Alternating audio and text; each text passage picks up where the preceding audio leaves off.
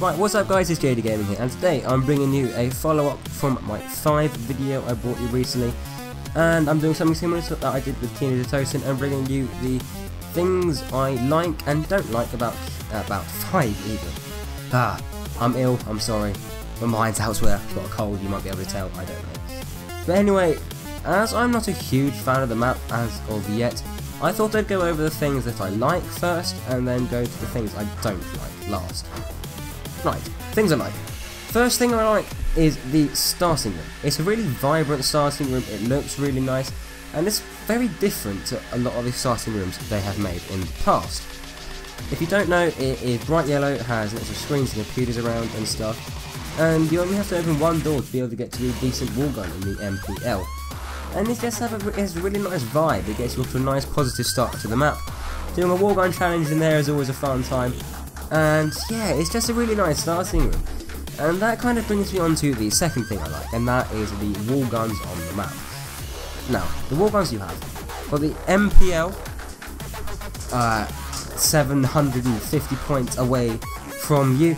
Obviously it's 1,000 points, so you have to save that up as well. But like, all you have to do is open a 750 door in the spawn room, and you have the MPL for 1,000 points. Really good, really great way to start off your game. Now, you go down the elevators and you have the MP5K for again another 1,000 points, so if you buy the M14 or something and then just point horror bit, you can get that really easily, which is really cool. Or, if you want to get a shotgun later on the later rounds, you've got quite a lot of points. You want to pack a punch, a good power weapon, you have the stake out near the elevators. That works really well, I like that. Anyway, let's get on to the next thing I like, and that is the perk locations. Quick Revive, really easy place to get to. You don't have to open any doors as per usual, and you can just get there. Speed Cola, that is also in the starting floor.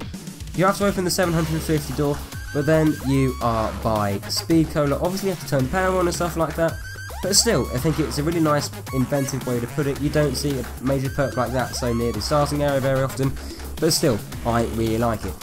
Jug, importantly, is in the main training area. It's just off to the side a touch and is really, really good placement. Then you obviously have perks like double tap, which I don't get that often really, but yeah, it just works well. Obviously, only the original 4 perks are on. 5 as like Kinder to Tosin, and they're all placed in relatively good positions. Now, let's get on to the things I do not like.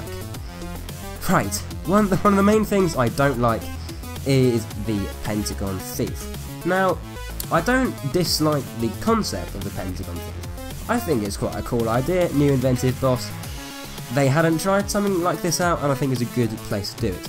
However, you can't run past him unless it's like a really wide berth, and he's really, really quick.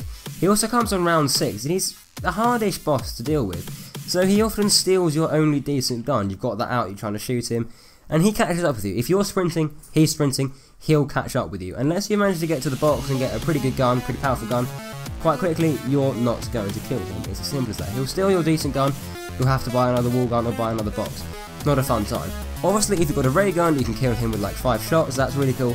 But still, I really think he could have been tweaked to make him a lot better. Now, another thing I'm not a massive fan of is the box location. Box is generally quite an easy place to get to. Take Origins for example, you open a couple of doors and you're pretty much there. Obviously you have to turn on the generators, but that's not a hard thing to do.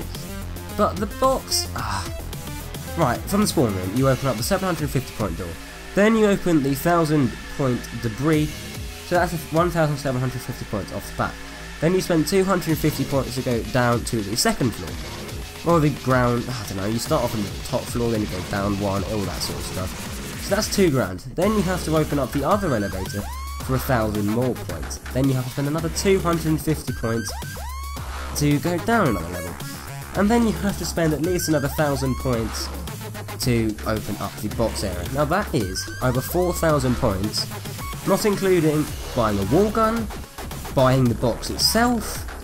It's just too far away. It's a hard map, and I sort of feel that it had the box in like one of its spawn areas being, well, the spawn area being on the main training area. It just would have made the game a bit more playable. It would have made it easier for less good people like myself, and I just sort of feel it would have worked better.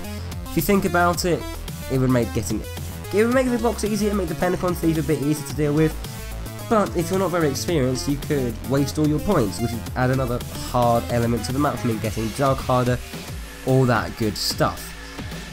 Right, now, the main thing that I don't like is quite how complicated the map is.